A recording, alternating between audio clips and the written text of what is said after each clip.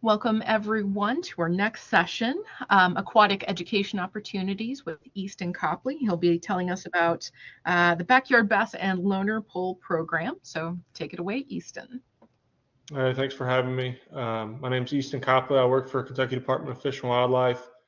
I may have met some of you already through some trainings that we've been doing, but my job at Fish and Wildlife is to educate adults on how to fish. So I travel statewide, me and depending on the time of year, I have a couple other people that work seasonally for me.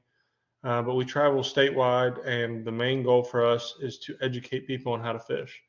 When I started the job in 2015, it was take as many kids as possible fishing, and we did that for about a year, and then they switched it to teaching adults how to fish. And by doing that, it became more of how can we market and advertise and get adults that want to do this, get them in front of us. And that's our biggest challenge is not getting people the content or having them enjoy the class or actually teaching them how to catch fish. It's getting people that are interested in front of us. So I actually did a class this year in Frankfurt, and I had a lady came to class. She was from Louisville, and she said, I've been looking for a class like this for 5 years. And I said, where do you live? And she said, well, I'm from Louisville. I live in Louisville. And I said, well, I've been doing classes in Louisville for the past 5 years, and we had never connected. She didn't know that this was a thing. So we're really trying to spread the word. One of the places that we have had most success with capturing audiences that wouldn't typically come to a hunting or fishing class is through libraries. So you all have been great partners for us. We've had some really good classes in the past. So I want to talk a little bit about our classes that we do and kind of what those would look like if you were to do a class or have us come do a class there. And also a loaner pole program. And essentially that's we would store poles at your facility. You would use them at your will, however you want, and check them in and out through your library. We do have several of these already going, and there may be some people on here that already have poles at their library. Feel free to speak up about how you all use them. But I will show a map of our loaner pole stations, and the idea behind that is right as it stands right now. If I'm located in Frankfurt, and if somebody calls me and says, "Hey, I'm doing a fishing event in Paducah next Saturday, and I really need some poles," I load the poles in my truck and drive them to Paducah and drop them off. They keep them for 3, 5, 10, however many days they need them. They email me when they're done, and I get back in my truck and drive back to Paducah and pick them up. So by storing poles around the state, if I get that same phone call, I can get on our map and find out where we've got poles in the area and send them to your library to pick them up. So that's kind of what we're shooting for here. But I will start into this slide, and if you all have questions, feel free to ask them as you go. All right, Easton, it looks like we have a comment from Chelsea. We have the loaner poles at the JCPL. I believe that's Jessamine County. We have had a lot, or maybe not. That could be Johnson. Okay, I spoke too soon. It's Jackson. Oh, okay, the other J, of course. So they have loaner poles at Jackson County Public Library. We have had a lot of interest in them. Also, I took the kids' fishing kit to one of the schools I collaborate with, and the teachers loved it so much, they want to use them for other events. Thank you, Chelsea. Perfect. And I mean, I would shoot you all straight. To this point, I have not had any library. We also are using extension offices in similar ways. I've not had anybody reach back out and say, "You've got to come get these poles." Nobody's using them. They're in our way, and people don't like them. Especially in the libraries, we've had most comments are that everybody that walks in, when you walk into a library, you don't necessarily expect to see a fishing pole. So they're drawing attention, whether they get checked out or not. Almost everybody that comes to the door and sees them is going to make a comment about hey, we've got fishing poles. Why is there fishing poles here? We should check those out. We should go fishing, stuff like that. So it puts, if nothing else, it puts the idea of fishing in their brain, which they may not have. If they went to Walmart that day, they may not have said, "Oh, look, there's fishing poles at Walmart." So even if they're not getting checked out every week, putting the idea, the thought is really good. So the Hook and Cook program is our main program, and this we have done at several libraries as well. And there's two options for this, depending on your skill level and your resources in your community. Ideally, if I could give you the presentation and all of the equipment to do it, you could do it, and we come pick the equipment up when you're done with it. That would be ideal. I also understand that not everybody has staff that understands or knows enough about fishing to feel comfortable with this. So we do come and teach classes. Again, there's between one and two of me right now, and then we cover the whole state. So I can't be everywhere at once to do these classes, but I'm happy to help you if you're interested in it, but don't have the skill to do it yourself, to try to figure out a way that we can make it happen for you. The class is typically an 8 hour. It can be broken up into two classes, which I would kind of prefer, but it can be like a Tuesday night or a Wednesday night or whatever night of the week you want, and we would do like 4 hours in the evening when adults get off work, and then we would come back the following week and finish the class, or we could do it all day like on a Saturday. But Hook and Cook's a fishing 101 class. We teach all the basics, how to tie your hook on, what size hook to use, how to put a bobber on, how to put a sinker on, why you use bobbers and sinkers, what kind of bait to use, where to purchase bait, where to catch bait, those kind of things. A little bit about fish ID. We talk about fish habitat, just all the basics that take you from I've never seen a fishing pole, have no interest in fishing, to I think I could go purchase some equipment and find a body of water near me and be somewhat successful and enjoy a day of fishing. So we cover from start to finish everything about the basics of fishing. And usually if we break it into 2 nights, usually that is our first night, is all the fishing 101 stuff. The second one would, the second class, or the second half of the class, we do how to clean fish and how to cook fish, and then we have a fishing outing. And we would partner, usually we would partner with extension offices in the community where we're working, and we would bring demo fish that we get from our hatchery. So every participant has the ability to clean a fish if they'd like to. Obviously, I'll clean one or two and demonstrate how to do that. And I usually end up walking everybody through it like on one-on-one basis to make sure that they understand where to make the cuts and how to hold the knife and all that stuff. So we would clean fish, and then usually the extension office, they would prepare like 2 or maybe 3 recipes, fish recipes, and give everybody the opportunity to try that.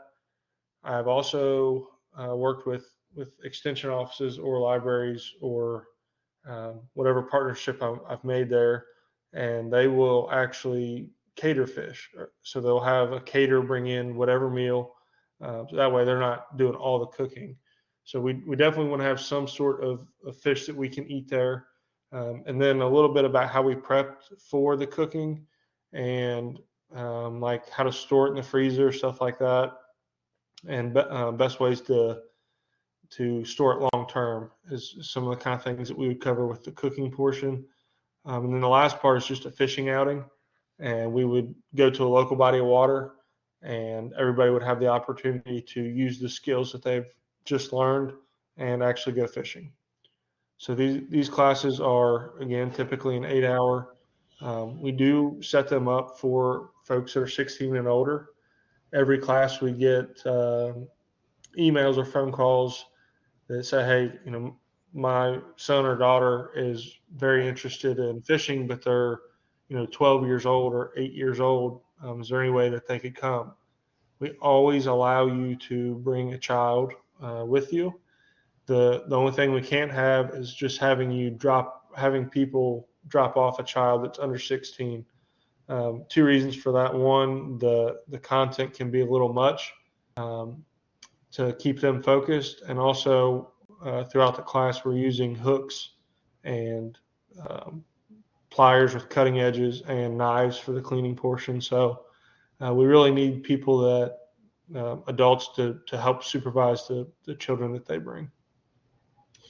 Excellent. Well, Easton, we have a question in the chat from Karen. At one of our branches, we have a pool pass that people can check out and use for 1 week. Have you thought about doing a fishing license like this to go with the fishing poles? I have not. So I can work with you on that and come up with some ideas and take them kind of up the ladder to see what they would think about it. Our 1-day license is $7 right now. So I don't know. I mean, I don't know how much cheaper we would be able to get to do a pass like that. But if you send me an email, we can definitely try to come up with something, and I can try to get it passed up the ladder to see if we can make something like that happen. Was there any other questions about the hook and cook? Not yet. I'm just going to pop your email in the chat. Okay, that'd be great. All right, continue, please. So this is the next program that we offer. Again, we've kind of discussed this. It's our loaner pole program. So we would bring you. We usually start with 10. If you're adamant that you want more, we can work on that as well. After the first couple weeks or whatever, if you're keeping 10 checked out constantly, we're happy to bring you more.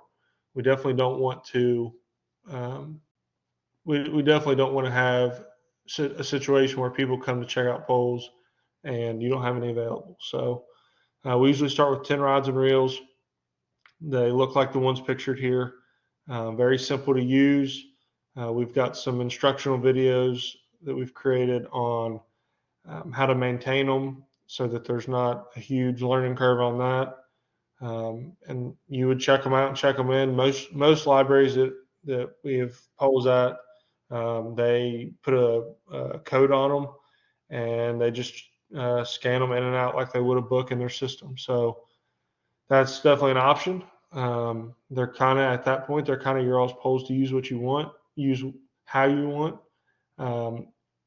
We have a lot of libraries that use them for the loaner pole program, and then they also will come back and do programs themselves. So the library will have a fishing day, and they will use the poles that we have loaned them. I was at a training last week, and they were talking about partnering with their extension office to do some fishing programming through the library. So that's definitely a cool partnership that we love to see, and you're welcome to use your loaner poles for that. They come with a big tackle box, a tackle kit, I'll say. The tackle kit has bobbers, sinkers, and hooks in it. Well, when the participants check them out, if you want to give them a little baggie that has a couple of those, you're welcome to do that. And then when the equipment comes back in, if it's messed up or broken, you've got that stuff to use as like a repair kit. I think I saw the link come up in the chat. So what I have linked here is what I was going to share. So let me try to see if I can do the screen share thing.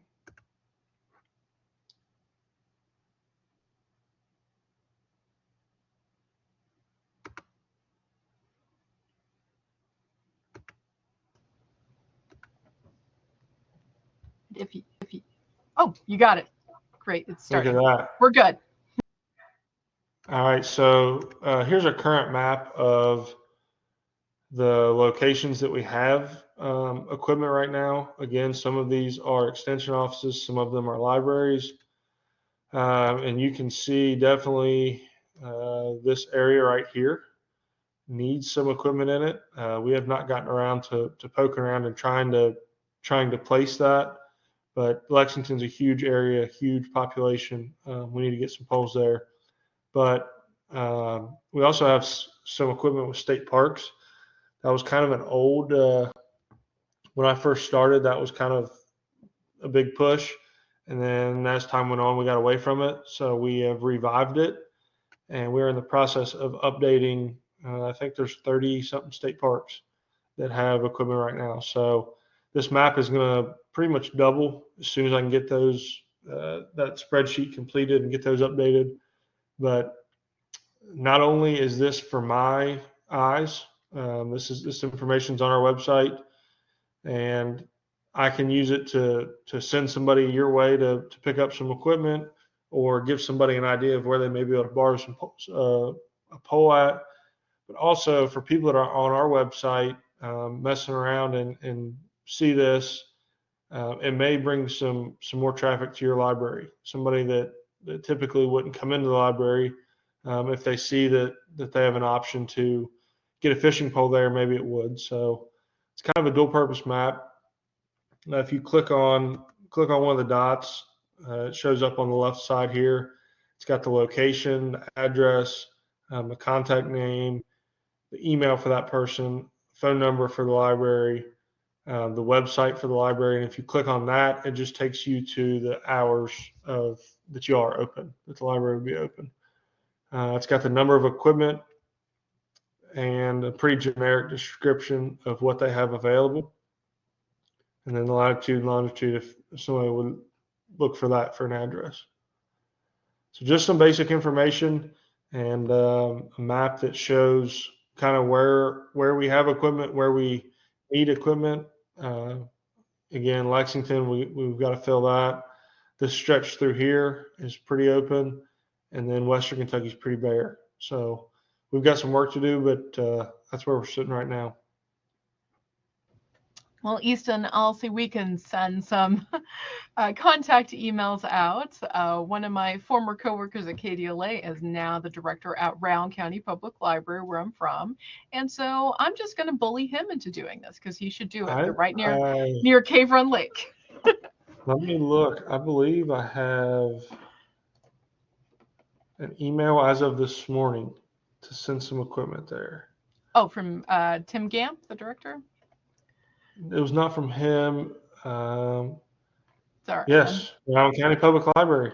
All right, good. I'm very glad to see them being represented. And now your slides are back up if you want to continue with your presentation. Yeah, you don't have to bully anybody on that one. So. Oh, I love bullying Tim. So I was just kidding, but I give Tim a hard time. So I'm glad someone made him see the light. That's the nuts and bolts of the loaner pole program. Again, it's low maintenance on your end. Yes, when the poles come in, they may need some attention, but it's not going to take hours to do it. You have the poles at your disposal. So if you all want to do some programming with that, they're yours to do so. And hopefully it'll bring some different folks into your all's libraries. Any questions about loaner pole programs? We don't have a question, but we do have a comment from Chelsea. The hunting guides have been a big hit too. The patrons take them daily. Okay, so I can go ahead and touch on that. So we have had some inquiries through doing trainings for loaner poles that people are interested in the guides, which is a good thing. And so if you're interested in having hunting or fishing guides at your facility, send me an email, and I will pass your email along to Megan, who's in charge of our guide stuff, and she puts you on a list and gets some information from you. When the guides are sent out, they will come directly to your library, and you'll have them there for people in and out of the library to check out.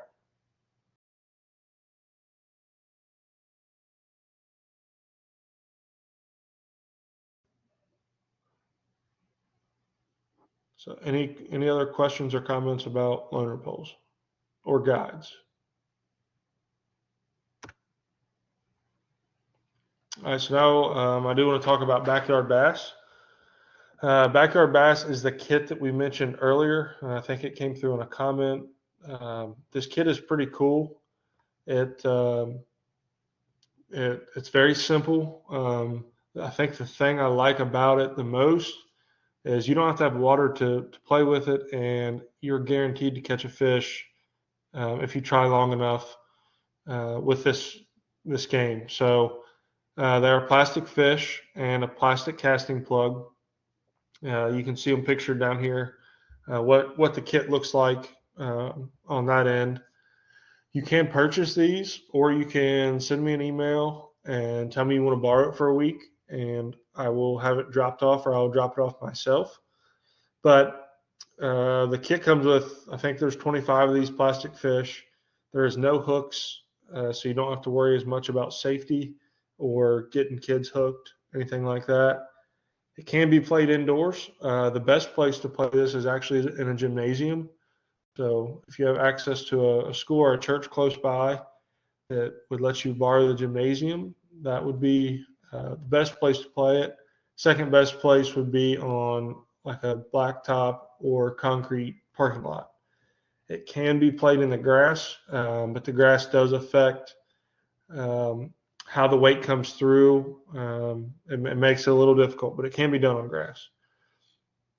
So this game teaches casting, fish ID, and knot tying. The casting and the fish ID is part of this game, and I'll show you all that in a second.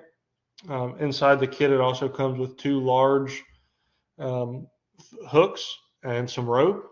And while 1 or 2 or 3, however many you're comfortable with, kids are actually casting, the rest of the class can be passing around this hook and learning how to tie the improved clinch knot.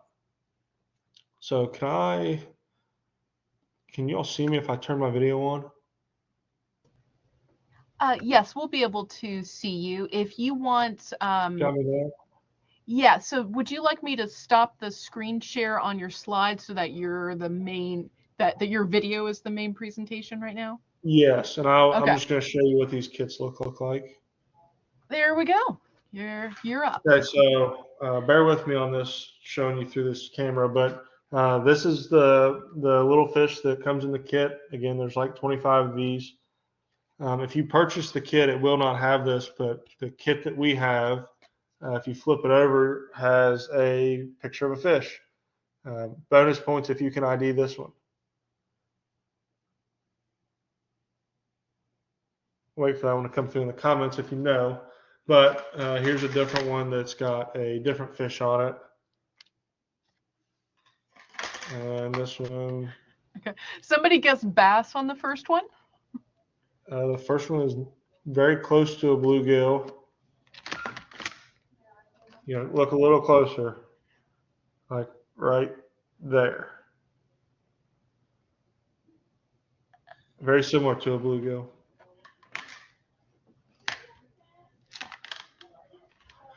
It is a red ear sunfish, which is in the bluegill family. But there's several different kinds of fish. They are the most commonly caught fish in the state.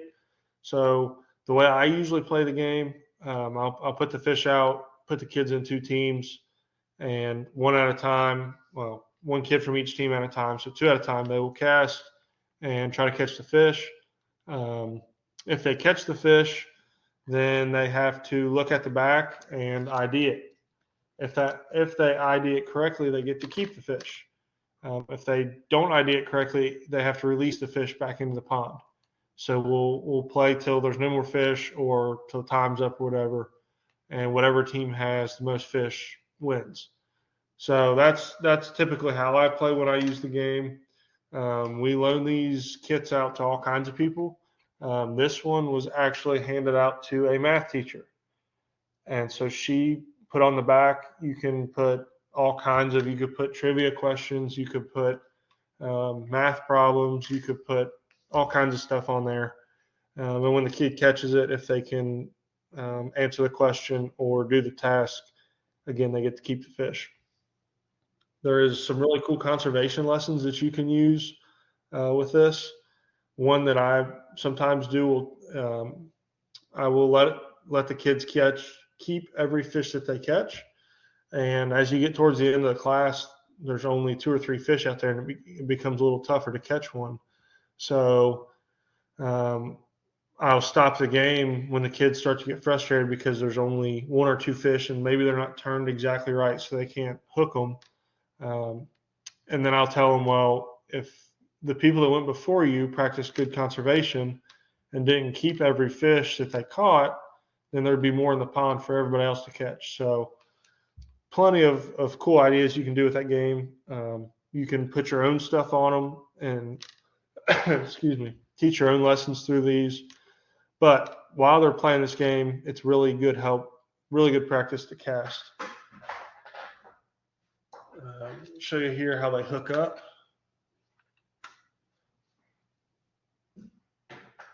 So this is your little casting plug that comes with the kit. And the fish is laying out in front of you. The student will cast it and drag it over the tail. And as it comes up, it's hooked in the top of it, and you can reel it in and catch the fish. So pretty easy game to play. Plenty of options on what you want to do with it, and it's a good alternative. We actually take it to several of our fishing, even if we're like actually going fishing with kids, we'll take that game because if they're not catching many fish, we'll get this game out and let some of them play that as well because you're going to catch those. Also in the kit,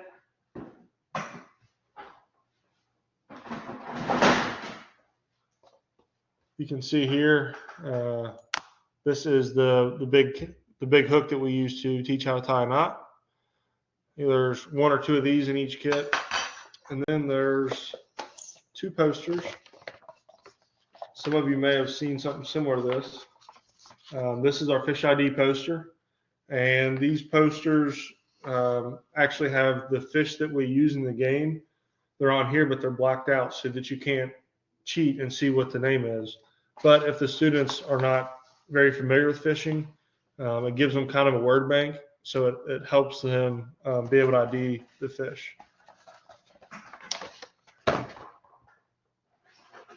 Also in the kit, there will be a normal poster. This would be like your answer sheet. So it's the same poster, but there's nothing that's blacked out on it. So you've got all the answers on this poster.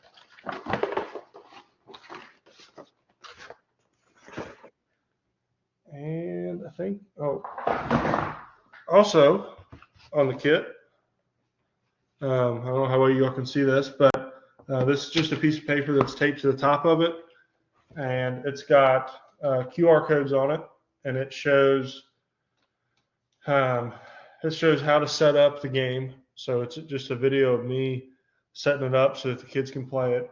How to tie an improved clinch knot, which is good if you're trying to teach kids how to tie a knot, but you don't know how to do it yourself. You can just scan the QR code, watch a simple video that walks you through it. And then if you're having trouble with the rod and reel and something's going on with it, there's a video that troubleshoots and shows some really common issues with them.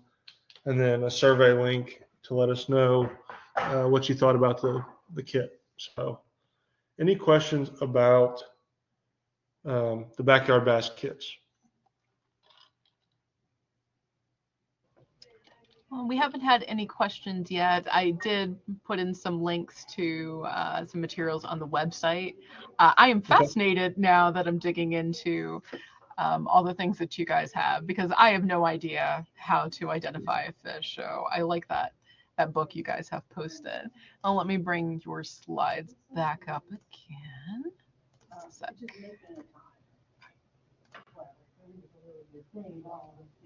Okay, there are your slides if you'd like to continue.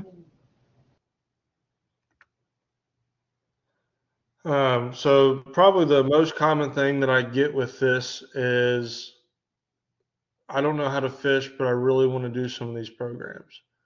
And what I'm learning through libraries is that if y'all can't do it yourself, you know people. And libraries seem, especially some of them more than others maybe, but it's not a standalone kind of thing. You all are always partnering with people in the community to do different projects. So that's what I would challenge you to do with this. If you can't do it yourself, um, some places that I would look for help. If you're close to a university, universities, several of them in Kentucky have a bass fishing team. So if you could locate that, the coach for that, or maybe a student, several of them have social media accounts. The teams have social media accounts. So if you can get a hold of somebody on that, most of those universities and high schools have to have community service hours. So you could partner with them. They're going to be doing something that they love, and they're going to have the knowledge that it takes to put on a basic fishing class.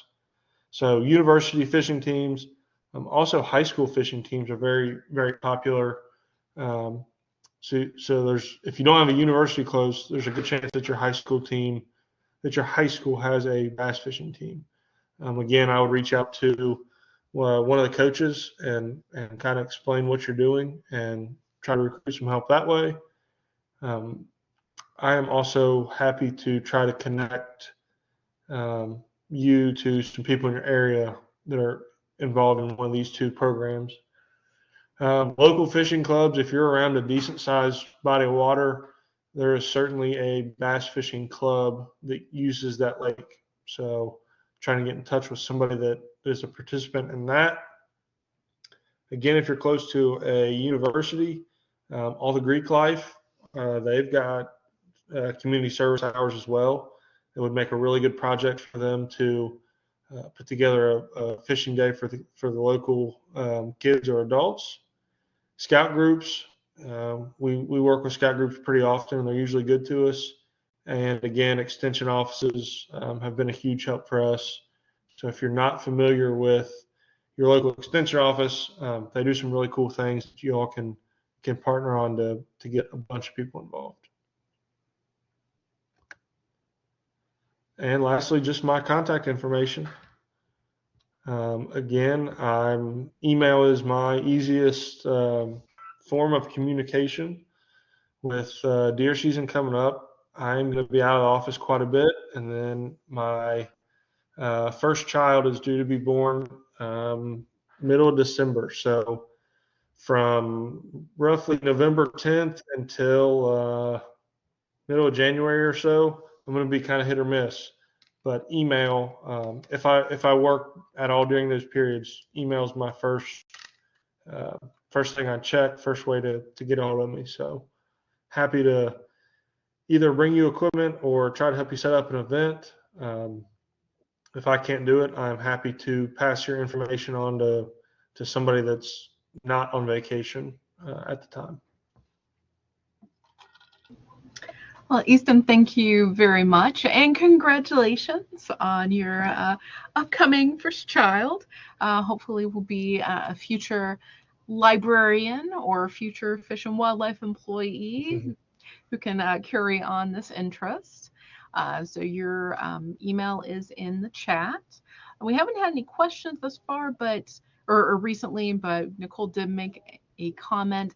I don't have questions, but I think it's really cool, and I have to agree with that. This is all really exciting. I didn't know these kind of things were these programs were available, and we also have a link to the extension offices page if you need to locate your local extension office.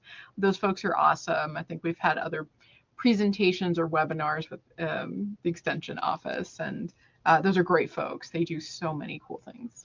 Yeah, and one thing I don't think that I mentioned, so when we do these classes, when Fish and Wildlife comes and does them, it's all free. So we would hold registration. You would help us advertise. It'd be the main thing to get bodies there. Everything's free. The only thing that we do require is that the participants that are over 16 have a fishing license. Other than that, even if it's just a one day, when we go do the fishing part, it is mandatory that if you're over 16, you have a valid license. But other than that, we do not charge. We bring all the poles, all the bait. Um, if it's a hook and cook and we're sampling food, we take care of all that. So there's no charge. I know usually libraries are everything they do is free as well. So we don't charge for that. And as long as you're over 16 and you have a license, you're good to go. Also, I will mention, I'm not going to go into all the details, but we do have a program called Field to Fork. It mirrors what I've explained with the hook and cook, but this is for the hunting side. So if your library would be interested in deer processing or wild game classes, squirrel hunting 101, deer hunting 101, that kind of stuff, um, we have some contacts for that as well. All right, I've added a link to the Field to Fork program in the chat, and we have a question from Chelsea. You all do have one-day fishing licenses, correct? That's correct. And they are for Kentucky residents, they are $7. I have had a couple classes that when participants sign up, they will ask them, "Do you have a license?" If they don't currently have a license, the library will offer to cover that for them as part of the program, and that way they're not, or the extension office, but that way $7 isn't getting in the way of somebody learning the information. So we have had some sponsorship kind of partnerships with those. All right, any other questions or comments for Easton? Next question, is there a limit to how many can attend a class? So I will challenge anybody in this presentation to make me say that's too many. Currently, the biggest class that I've done is like 42, and it was a little much. But usually with these classes, it's more of can we meet the minimum, not do we have too many. So minimum to travel, we've got to have 10 signed up at least. I'm sure you all experience it as well, but if we have several classes, if we have 15 signed up and we have 10 show up, then we're doing good. So at least 10 registered. Usually when I set these classes up, I set the max at 35. So somewhere between 10 and 35. If I could pick, depending on what kind of help I have, 20 people is usually about what I shoot for. I think that gives everybody there's not too many people in the class so that it's not personable. I have the opportunity to kind of get to know people as we go through the class and really feel like I help them. When you get north of 40, there's almost too many people to be able to help on a one-on-one basis. So I feel like you don't get as much from the class with that many. However, if you can get 50, 60, 70 adults, however many you think you can get, I'll be happy to do it and we'll make it work. Right, you heard it, folks. The gauntlet has been thrown. Let's overwhelm Easton with people wanting to learn to fish. I feel like if anybody can do it, a Kentucky Public Library can make that happen. The class that I'm speaking of was in Louisville, and it was at a library. We had 42 or 45. All right, that is not too surprising in that case. Oh, and Chelsea says challenge accepted. So you've been Jackson warned. County is up for it. Yes, exactly. All right, last call, folks. Any other questions, comments that you've got for Easton? Bring them on. He's apparently ready for a challenge.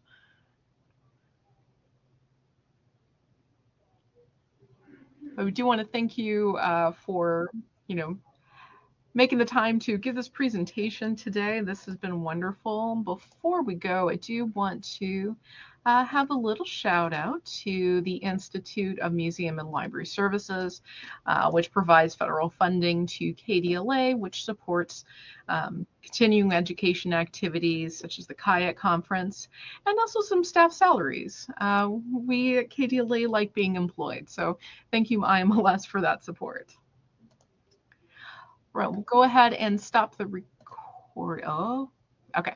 Comment, awesome information. Thank you so much. Yes, bring on the praise. So I'm going to go ahead and stop the recording, but we can hang out for a few more minutes in case anyone has other questions.